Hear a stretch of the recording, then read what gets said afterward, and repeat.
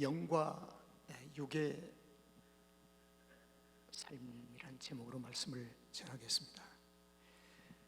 영과 육의 삶이라고 하는 것은 영으로 사는 사람, 육으로 사는 사람. 대부분의 그리스도인들은 나는 물론 영으로 사는 사람이죠, 이렇게 쉽게 얘기할 수가 있지만 그렇게 쉽게 얘기할 얘기는 아닙니다. 성경에서 이 부분을 아주 중요하게 터치하십니다. 영이 리드하는 삶, 그리고 육이 리드하는 삶, 또 영에 이끌려 사는 삶, 육에 이끌려 사는 삶, 이것을 가리켜서 영과 육의 삶의 구분을 하게 되는 것입니다. 그래서 저는 오늘 영으로 사는 삶과 육으로 사는 삶을 한 곳에서 볼 수 있도록 성경의 한 곳을 찾아가도록 하겠습니다. 우리가 그것을 보면은 영으로 사는 사람은 저렇게 사는구나, 육으로 사는 사람은 저렇게 사는구나, 이게 분별할 수 있는, 아주 쉽게 분별할 수 있는 것을 소개하려고 합니다. 여러분, 한 지붕 안에 혹은 한 가족 안에, 한 나라 안에서 두 개의 삶이 동시에 소개된 곳이 사무엘상에 있습니다. 좀 더 구체적으로 말씀드리면 이스라엘 지붕 아래, 또 이스라엘 가족 안에, 이스라엘이라고 하는 나라 안에, 여러분 지금 중동 지역에 있는 이스라엘을 가보면 이스라엘 그 나라 안에 아말렉 후손인 팔레스타인도 살고 블레셋 후손인 족속들도 살고 다 섞여져 살아요. 섞여졌어요. 이스라엘 나라 안에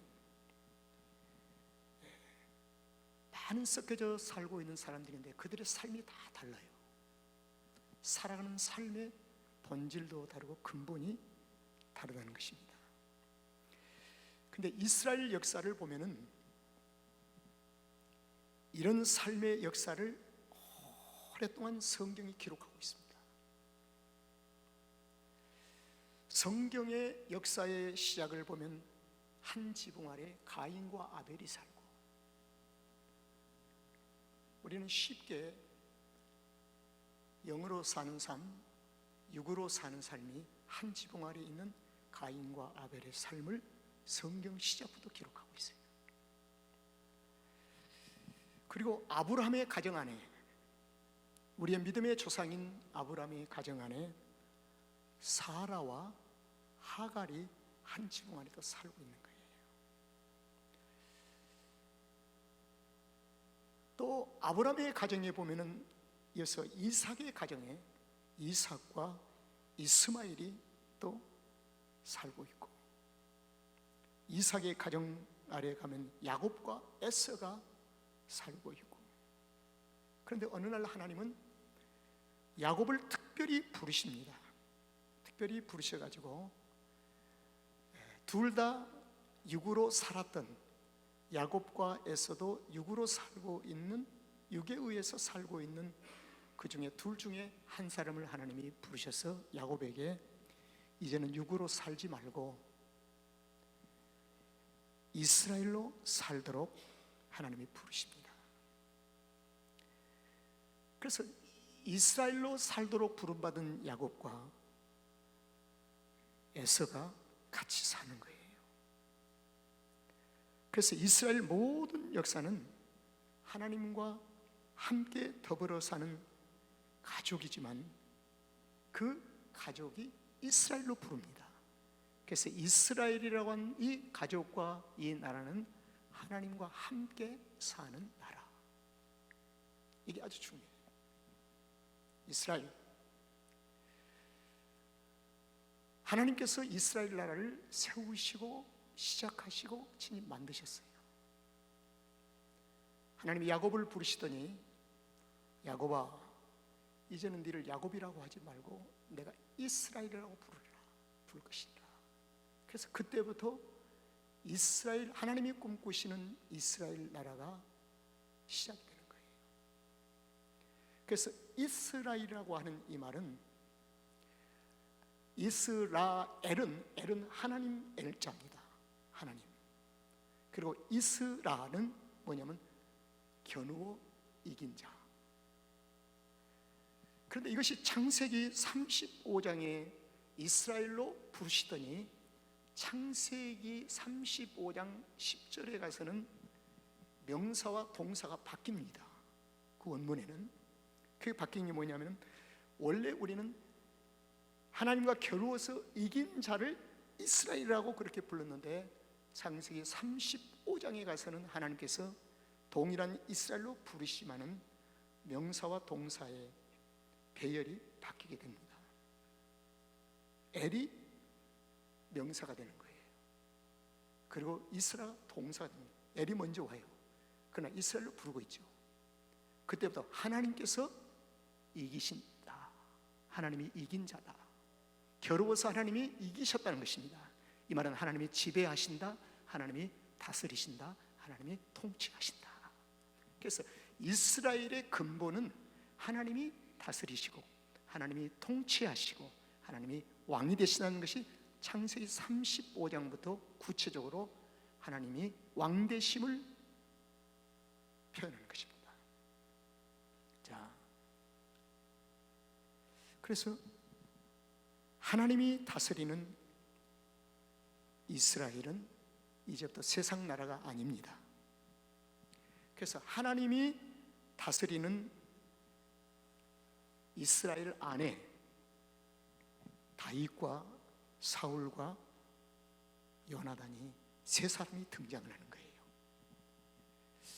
하나님 나라 안에, 하나님이 다스리는 나라 안에 다윗과 사울과 요나단이, 이 세 사람이 각각 보이는 삶이 하나님 나라의 삶 속에서 영의 삶이냐 육의 삶이냐는 것을 아주 정확하게 밝혀버립니다.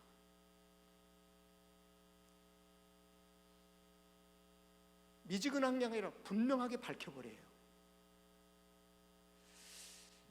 이것이 바로 사무엘상입니다. 그러면 이스라엘은, 하나님께서 세우신 이스라엘은 어디다 세우셨는가? 땅 위에 세우셨습니다.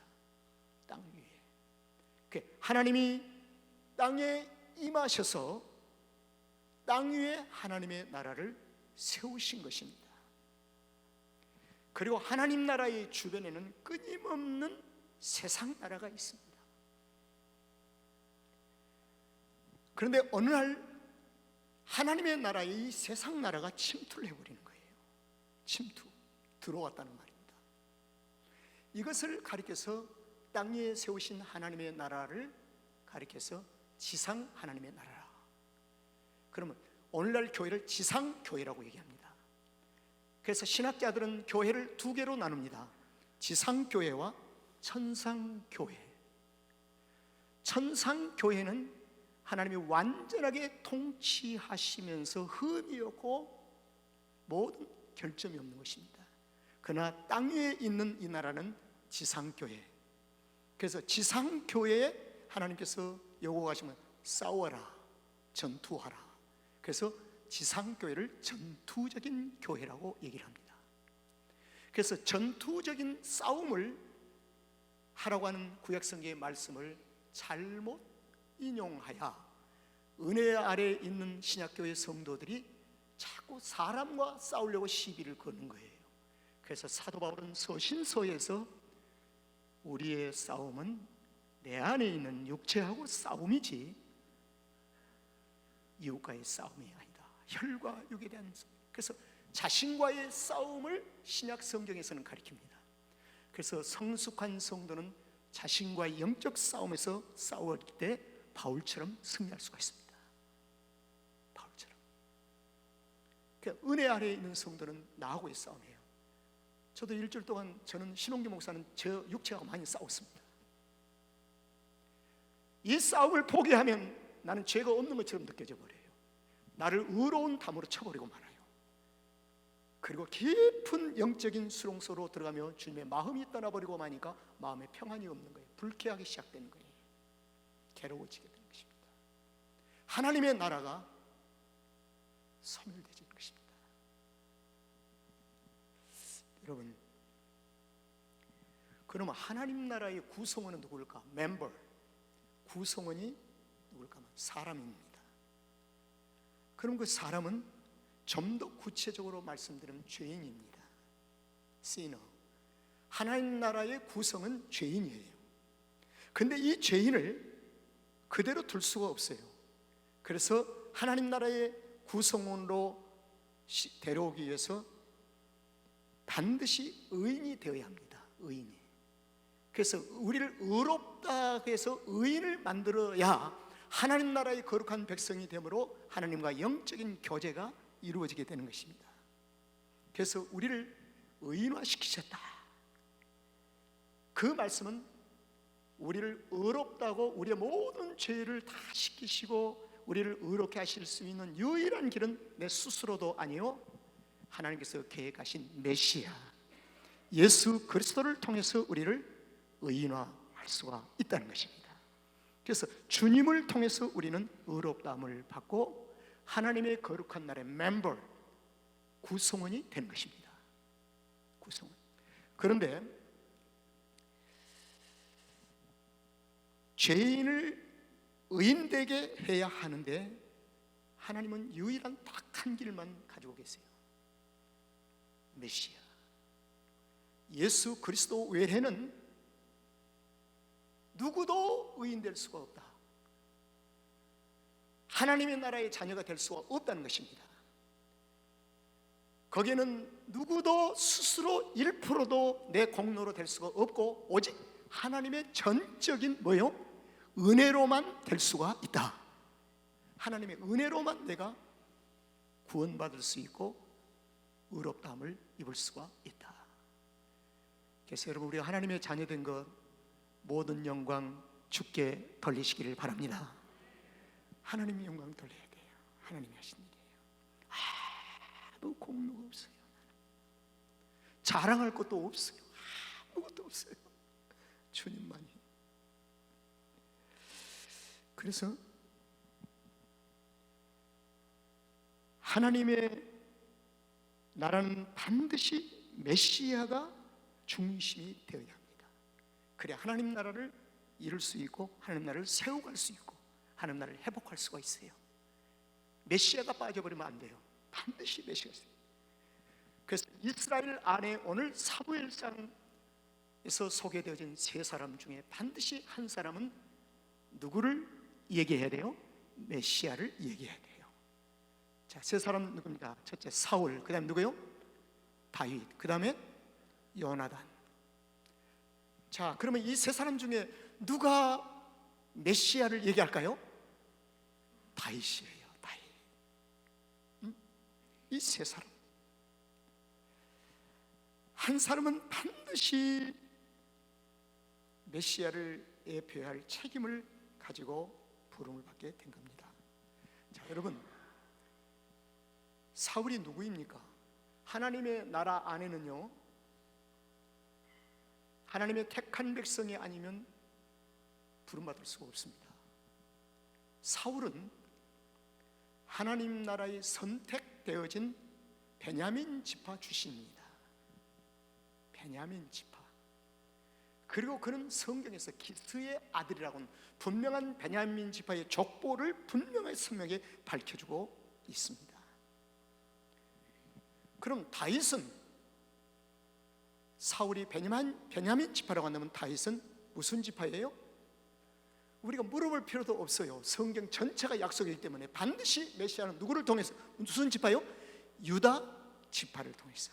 그래서 다윗이 오실 메시아를 예표한다면 유다 지파이죠. 그래서 유다 지파의 이 세 아들로 베들레헴에서 출생했다고 합니다. 유다 지파 이세의 아들 베들레헴, 이 세 가지만 봐도 구약 성경 39권에서 오실 메시아에 대한 세 가지를 완벽하게 충족시켜 버리는 거예요. 그래서 이 다윗은 하나님께서 언약하신, 약속하신 약속으로 오신 메시아입니다. 메시아.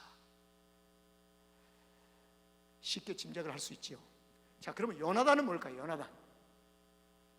요나단은 무슨 지파일까요? 아버지가 사울이니까 무슨 지파예요? 베냐민 지파예요. 그리고 사울의 아들이에요. 그리고 요나단은 성경에서 하나님의 부르심 받은 예표의 삶이 뭐냐면 진정한 성숙한 그리스도인의 삶을 예표하는 것입니다. 너무 성숙한, 하나님이 원하시는 장성한 분량에 이르기까지 하나님께서 우리를 이끌고자 하는데, 요나단의 성숙함을 우리에게 보이심으로 요나단의 삶을, 예표를 통해서 진정한 그리스도인의 삶을 우리에게 보이고 계시다는 겁니다. 그런데 이 세 사람이 다 어디 안에 있어요? 이스라엘 안에, 지붕 아래 살고 있어요. 자, 그러면 사울은 영의 삶입니까? 육의 삶입니까? 육의 삶이지요. 하나님 나라 안에서도 육의 삶이 있다는 것입니다. 신홍규 목사에게 하나님의 나라가 내 안에 임하오시며, 이게 구원의 증거입니다. 하나님의 나라가 내 안에 있어요. 하나님 나라 안에서 신홍규 목사도 육의 삶이 발견돼요? 안 돼요? 발견돼요. 사울이 있다는 것입니다. 사울이요. 그런데 이걸 사울의 삶인지 다윗의 삶인지를 모르고 살면 그리스도인의 삶의 생활이 춤추고 삽니다. 세상에 춤추고 세상의 풍류에 춤을 추고 버려 말아요. 여러분, 예수님이 오셨을 당시에 세상 춤을 추고 있는 자가 이방인들이 아니었고요, 예루살렘 성전에 있는 제사장과 바리새인들이 춤추고 있었어요. 비둘기 팔고 돈 장사하고 이것을 무엇을 상징하느냐? 세상에 춤추고 있는 자들을 가리킵니다. 우리 모두에게도 세상 나라가 우리 안에 침투해 왔다는 사실을 누가 부인하겠는가 하는 문제입니다. 누가 부인하겠습니까?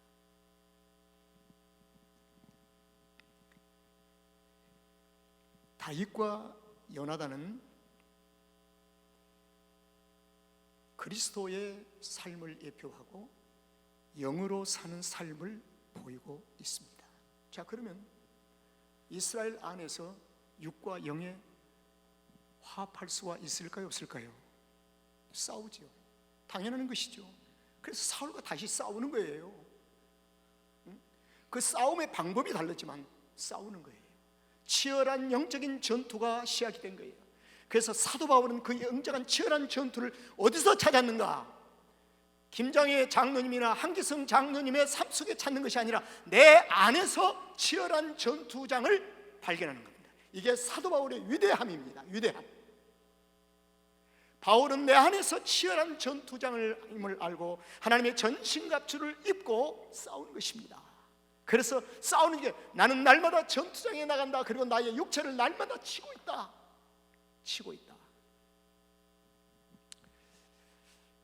여러분,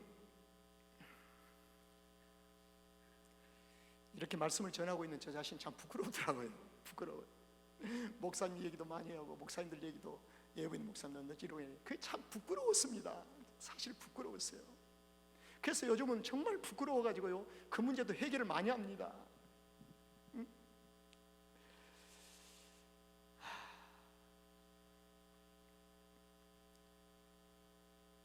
몇 주 전까지는 하나님 언제까지 눈물을 흘리게 하시겠습니까? 그렇게 했는데 요즘은 하나님 이 기간을 좀 더 주십시오. 이렇게 기도합니다. 왜? 끊임없이 내가 발견되기 때문에. 주님 나라에 가는 그날까지 이 기간이라 한다 할지라도 받아들이겠습니다. 이렇게 요즘 저는 한번 주님 앞에 기도하고 있어요.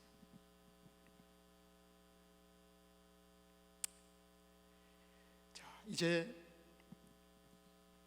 사무엘상 18장에서 육의 삶에 시작하는 사울이 보이는 육의 삶을 좀 디테일하게 들여다보겠습니다. 18장 1절.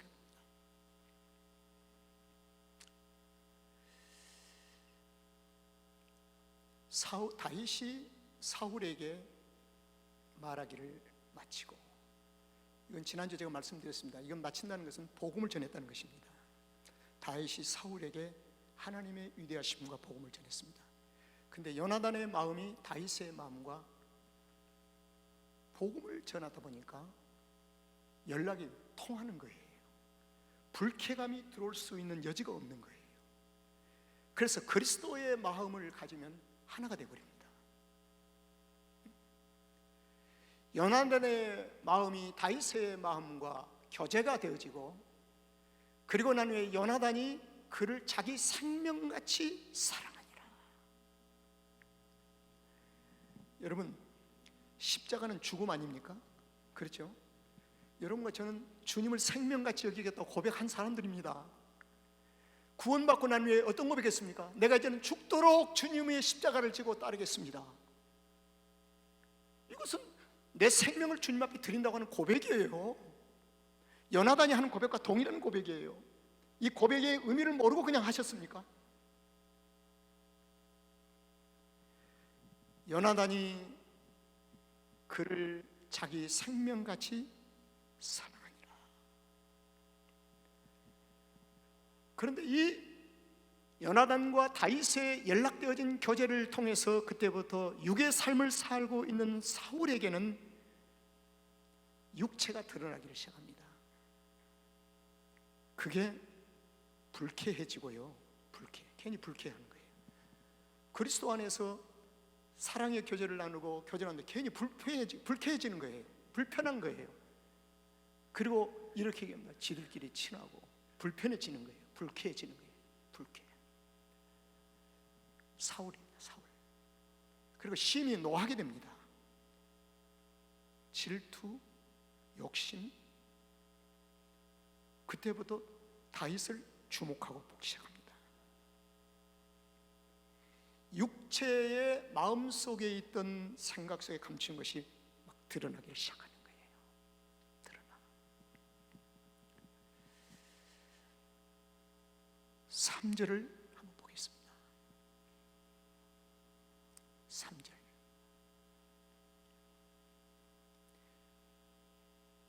3절 그 다음에 넘어가셔서, 자, 제가 읽어드리겠습니다. 요나단은 다윗을 자기 생명같이 사랑하여 더불어서 언약을 맺었다는 것입니다. 언약을 맺은 거예요. 요나단과 누구요? 다윗이 언약을 맺었습니다. 여러분 주님과 언약을 맺으셨습니까? 맺으셨어요? 아멘 하세요. 이 언약이 없으면 구원이 아닙니다. 이 언약은 예수 그리스도의 피로 맺어진 언약입니다. 자, 다윗과 요나단이 언약을 맺습니다. 생명을 나누는 언약을 맺게 되는 것입니다. 그리고 이제는 이스라엘 안에서는 두 나라가 싸움이 시작이 되어집니다. 이 싸움은 언제까지요? 고린도후서 5장 1절 2절에 보니까 육신의 장막을 벗는 날까지 싸워야 된다. 육체를 입고 있는 우리는 싸워야 됩니다. 그래서 여러분, 위대한 싸움은 이웃과의 싸움이 아니라 나하고의 싸움에서 승리를 해야 합니다. 그래야 거기서 역사가 일어납니다. 거기서 권세가 있습니다. 나하고의 싸움에서 실패하면 안 됩니다. 그래서 사도 바울은 에베소서 6장 10절에 정말로 너희가 주 안에서 그의 힘의 능력으로 강건하여지고 정말에 하나님의 전신갑주를 입어라 취하라. 이 두 개의 싸움이, 육과 영의 싸움이 이스라엘 안에서 지금 일어나고 있는 거예요. 자, 이제 사무엘상 20장 30절로 보겠습니다. 사울의 육적인 삶이 드러나는 말씀이 있습니다. 자, 우리 한번 다 같이 한번 읽겠습니다. 시작. 사울이 요나단에게 노를 바라고 그에게 이르되 패역 부도의 계집의 소생아, 네가 이세 아들을 택한 것이 내 수치와 내 어미의 벌거벗은 수치됨을 내가 어찌 알지 못하리라. 자, 이걸 간단히 정리해 드리겠습니다. 이 말씀입니다. 네가, 사울이 아들에게 하는 말입니다. 네가 이세 아들을 택한 것, 다윗을 택한 것이 우리 가문의 수치다. 여러분, 우리 가운데 혹시 예수 믿음으로 한국에서 가족들로부터 우리 가문의 수치라는 얘기를 들어본 적이 있습니까? 오늘 사울은 요나단에게 우리 가문의 수치다, 메시아를 택한 것이 우리 가문의 수치다는 것입니다. 이게 바로 육입니다. 육이 반응하는 거예요.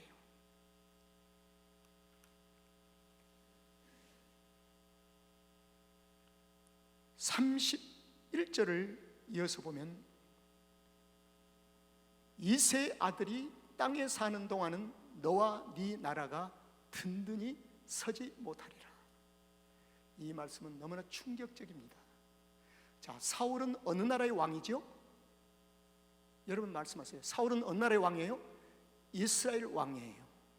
이스라엘은 누구의 나라입니까? 하나님의 나라예요.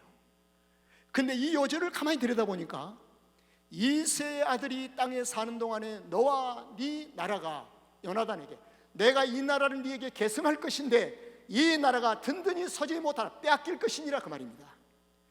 이것이 사울의 나라입니까? 이미 사울은 육적인 삶으로 깊이 들어가 버린 사람이었습니다. 이스라엘이 하나님의 나라가 아니라 누구의 나라로요? 자기의 나라로 하는 것입니다. 여러분, 나의 나 된 것은 하나님의 은혜로 된 것임을 믿습니까? 내 모든 것이 주의 것이라. 나의 모든 기업도, 나의 모든 자녀들도, 나의 육체의 모든 것까지 여호와의 것이니라. 하나님의 나라예요. 그런데 우리는 사울의 반응을 하고 있다고 한다면 큰일이지요. 내 것이 하나도 없습니다. 죽었던 나를 살리셔서 하나님의 기업을 나에게 맡기셨으니. 그리고 31절에 하반절에서 얘기합니다. 그런즉 이제 보내어 그를 내게로 끌어오라. 그리고 그는 뭐요? 죽어야 할지니라.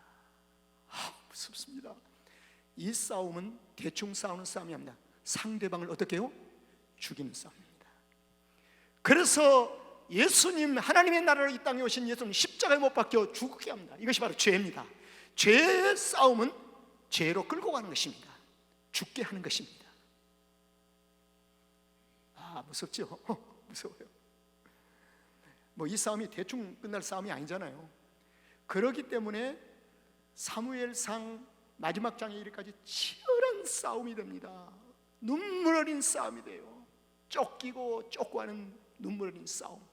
그러면서 다윗은 하나님의 오실 메시아를 예표하는 삶의 분을 받았기 때문에 하나님의 온유한 마음과 주님의 온유한 마음으로 몇 번 사울을 죽일 수, 원수를 죽일 수 있는 기회도 있지만 옷자락 하나 살짝 베고 나가는 것도 양심의 찔림을 받고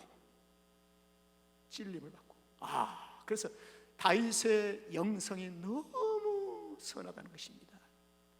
옷자를 살짝 베는 것까지도 찔림을 받았다는 것입니다. 주님의 마음이 아니면 사울을 죽였지요. 그러나 2번이나 엔게디 황무지의 동굴에서 사울을 살려주고 10 황무지에서 살려주고, 주님의 마음, 어떤 면에서는 다윗은 장차 오실 예수 그리스도를 예표하게 한 부르심에 대한 충실하고 있는 성실한 한 사람을 우리는 볼 수가 있습니다. 이것은 다윗의 성실함이 아니라 성령께서 도와주신 줄로 믿습니다. 하나님께서 인도하고 계신다는 겁니다. 말씀을 이렇게 한번 정리하겠습니다. 유대를 통치하던 헤롯을 아십니까? 헤롯은 누구를 죽이라고 했어요? 2살 박이 아이 다 죽이라고 했습니다. 예수 죽이는 데 목적이 있었습니다.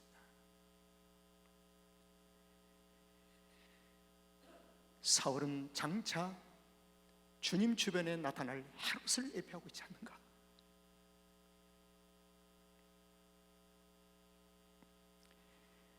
(32절) (33절을) 보겠습니다.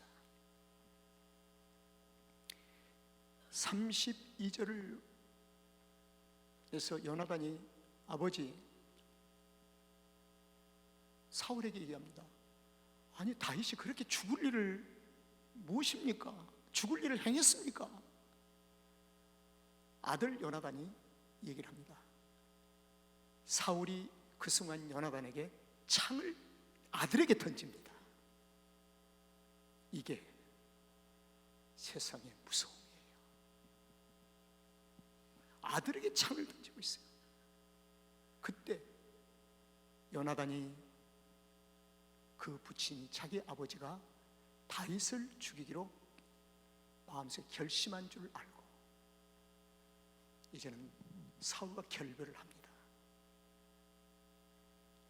그리고 완전히 다윗 쪽으로 쓴 거예요. 여러분, 구원은 인간의 정이 아닙니다. 혈통을 뛰어넘는 하나님의 거룩한 구원의 역사가 있습니다. 그래서 이 말씀을 보면은 신약 성경에 네 아비를 떠날 수 있겠느냐, 그의 나라와 그 일을 먼저 구하는 것이 무엇인가, 이 중요한 질문을 주님이 던지고 계시는 거예요.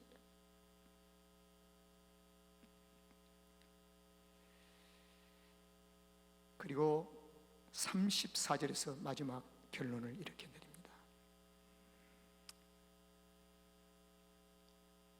요나단이 심히 노하여 식사 자리를 떠나버립니다. 여러분, 왕 식사 자리를 박차고 떠나는 것은 생명을 던지는 것입니다. 그리고 그 다음날 있는 제2일에 있는 축제를 포기해버린 것입니다. 그리고 이는 그 부친이 다윗을 욕되게 하였으므로 그 다음이 중요합니다. 다윗을 위하여 슬퍼함이라. 여러분, 예수님이 십자가에 죽으실 때에 십자가 밑에서 슬퍼하며 울고 있는 여인들을 떠올려 보십시오. 그리고 많은 제자들은 도망가 흩어졌습니다. 누가 주님을 사랑하는 자입니까? 여기서 아주 중요한 포인트가 있는데, 다윗을 위하여 슬퍼하였다는 이 말은 십자가를 졌다는 것입니다. 십자가를 졌다는 거예요.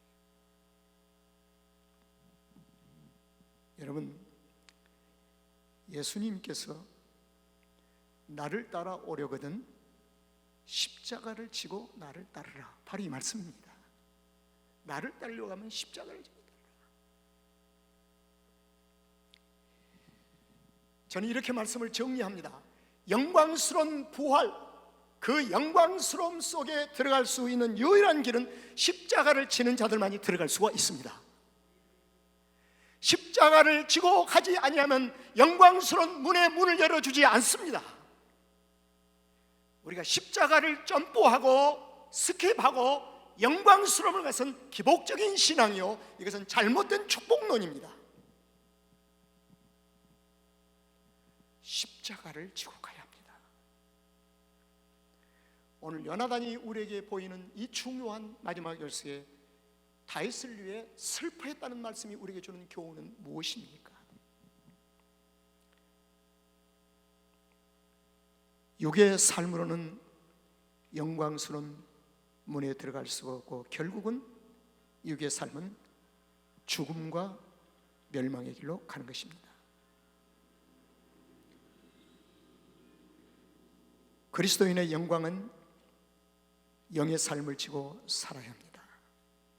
여러분, 육의 삶과 영의 삶이 중간에 머뭇거리지 마시고 영의 삶으로 우리의 삶을 이동하세요. 그러나 스스로는 하지 마세요. 어렵습니다. 실패를 맛보게 됩니다. 성령님의 도우심을 구하십시오. 성령님의 도우심을 간절히 구할 때만이 우리는 영의 삶 속으로 살아갈 수가 있습니다. 그러나 영의 삶으로 살기가 거북스러우면 성령님의 도우심을 구하지 마십시오. 한 가지 분명한 것은 영의 삶으로 리드를 받을 때만이 부활의 영광 속에 들어갈 수가 있습니다.